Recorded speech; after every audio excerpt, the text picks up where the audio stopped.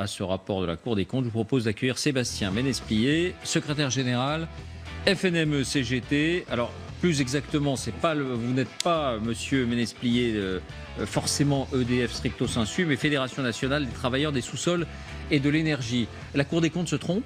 Des mines et de l'énergie, c'est ça. Notre fédération, elle couvre tout le secteur énergétique. Voilà. La Cour des comptes se trompe. Elle se trompe. Non, je répète ce que vous me dites, mais surtout en fait, j'ai envie de dire, pourquoi ce rapport est sorti maintenant. Régulièrement, d'ailleurs, il y a un rapport de la Cour des comptes sur EDF, c'est pas le premier. D'ailleurs, le précédent préconisait qu'il y avait, au niveau des cadres, un certain nombre d'heures sup qui étaient trop importants, et donc il préconisait à l'entreprise de mettre en place un système d'organisation qui permette de réduire les coûts d'heures supplémentaires pour les cadres. Donc il y a un forfait jour qui a été mis en place.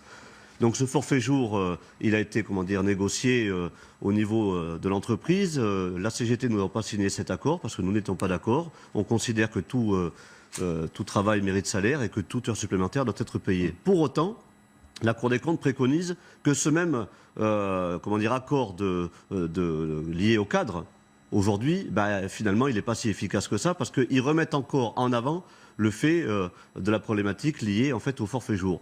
Et puis, véritablement, la Cour des comptes, elle cherche quoi? Elle cherche à opposer aujourd'hui des agents d'EDF avec des citoyens qui, depuis quelques mois, pour certains, sont mobilisés parce qu'il y a une urgence sociale, ils veulent plus de pouvoir d'achat. Mais nous, on a des solutions. Hein.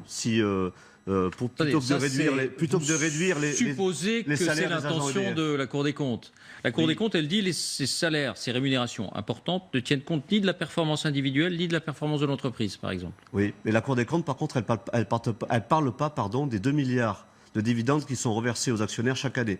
Principalement l'État, donc, hein. 83% de participation de l'État. Donc, du coup, on peut se demander si ce rapport n'est pas une expertise que l'État a demandée pour transformer l'entreprise.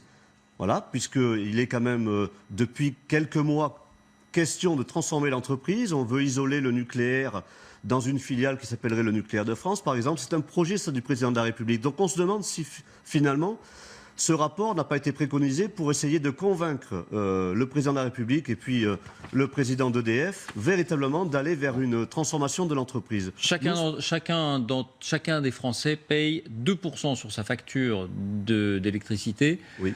Pour le régime des retraites, oui. À EDF. Et 2% pour les dividendes versés aux actionnaires. Bon, 2% pour le régime des retraites. Oui. Pour vous, c'est justifié? Mais écoutez, d'abord, EDF, c'est une entreprise publique. Le contrat de travail des agents, c'est le statut national des industries électriques gazières qui date de 1946. Il faut répondre aux missions de service public 24 heures sur 24, 7 jours sur 7, quand il y a des tempêtes, quand il y a des incidents divers et variés. Donc aujourd'hui, nous, on estime qu'on n'est pas cher payé. On estime que pour assumer les missions de service public, les agents d'EDF ont en effet des avantages liés à leur statut, avantages en nature qui sont soumis à l'impôt. Ça aussi, le rapport oublie de le préciser. Et d'abord, le rapport aussi dit les des salariés mensonges. d'EDF dans leur ensemble. Le rapport dit des mensonges, parce que ce n'est pas 4% le tarif agent, c'est 10%. Et je le répète, c'est un avantage en nature. Tous les agents payent des impôts. Et il n'y a pas de gratuité du tarif. Tous les agents ont un travail forcément pénible et qui justifie, par exemple, le fait que leur retraite soit calculée 75% du salaire des 6 derniers mois.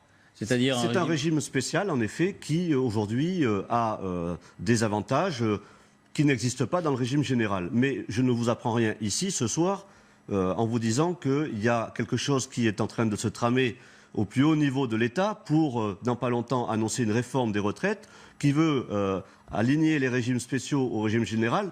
Et on est totalement concerné. Mais de vous à moi, nous aujourd'hui, on est fiers de notre statut, on est fiers et on le défendra et on se battra à bec et ongles pour nos salaires, pour notre retraite et nos avantages que nous avons avec nos activités sociales et notamment le comité d'entreprise.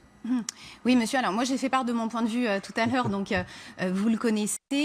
Ça ne me choque pas que tous les salariés bénéficient d'un régime spécial, même ceux qui ne sont pas spécialement productifs, parce que je suis libérale, je pense que les entreprises doivent s'organiser de la manière dont elles le souhaitent. Et si c'est le modèle social qui leur convient, c'est le modèle social qui leur convient. Ce que j'ai trouvé très disproportionné dans le rapport de la Cour des comptes, et je voudrais savoir ce que vous en pensez, c'est que d'un côté, il y a ce surcoût salarial, je mets des guillemets, qui est pointé du doigt à hauteur de 300 millions d'euros, mais que ce que ne nous dit pas le rapport et à peu près personne, c'est que la masse des subventions aux énergies renouvelables coûte 2 milliards d'euros par an. C'est un calcul de l'IFRAP auquel je renvoie. Vous voyez la disproportion, 300 millions d'un côté, 2 milliards de l'autre. Autrement dit, c'est les énergies vertes qui nous mettent dans le rouge. Bien sûr, on demande aujourd'hui à EDF, par exemple, de réduire sa production d'électricité à base de nucléaire pour permettre aux énergies vertes d'arriver sur le réseau. Et c'est EDF qui finance ces producteurs privés, qui ne sont pas du tout dans le jargon public, hein, puisque ce ne sont que des sociétés privées qui aujourd'hui gèrent les énergies renouvelables. Et donc ça coûte en effet des milliards à EDF. Mais d'ailleurs, il n'y a pas que ça. Si l'entreprise cherche à faire des économies aujourd'hui, si l'État veut faire des économies à son entreprise, puisqu'il est actionnaire majoritaire, Hinkley Point en Angleterre, le PR britannique, ça va coûter 16 milliards à EDF.